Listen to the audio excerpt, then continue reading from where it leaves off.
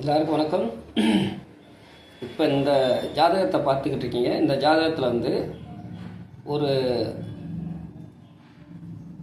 ஒரு பையனுடைய ஜாதகம். இந்த ஜாதகம் வந்து எப்படின்னு கேட்டிங்கன்னா, இந்த பையனுக்கு வந்து திருமண காலங்கள் வரும்போது எப்படி அது திருமணம் தடைப்படுது அப்படின்னு கேட்டிங்கன்னா, லக்கணத்துக்கு 7 கூடியவன் சூரியன். அப்போ அந்த சூரியன் வந்து ராகுவோட சேர்ந்திருக்காரு பாருங்க. அப்போ அந்த ராகுவோட சேர்ந்திருக்கும்போது இந்த பையனுக்கு வரக்கூடிய மனைவியும் சுக்கிரன் ராகுவோட சேர்ந்திருக்காரு.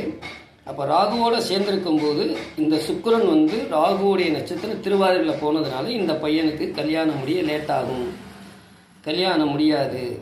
அப்போ இது எப்படி கல்யாணம் முடியும் அப்படின்னா, இது பரிகாரத்துக்கு போகணும், அல்லது ஒரு 30 வயசு 33 வயசில் திருமணம் முடியும். அதுவும் போக பார்த்தீங்கன்னா, இந்த ஜாதகத்தில் வந்து லக்கணத்துக்கு 7ஆம் பார்வையாக சுக்கிரனையும் சூரியனையும் புதனையும் சனி பார்க்குறாரு, கேது பார்க்குறாரு. அவங்க அங்கேருந்து சூரியன் புதன் சுக்கிரன் ராகு எல்லாரும் பார்க்குறாங்க. அப்போ இந்த ஜாதகத்தில் வந்து இந்த ஜாதகத்துக்கு ரொம்ப குளறுபடியாக இருக்குது. அப்போ இந்த ஜாதகத்துக்கு வந்து லேட்டாக திருமணம் முடிஞ்சால் நல்லாயிருக்கும். இப்போ காரணம் வந்தால் பாருங்கள்.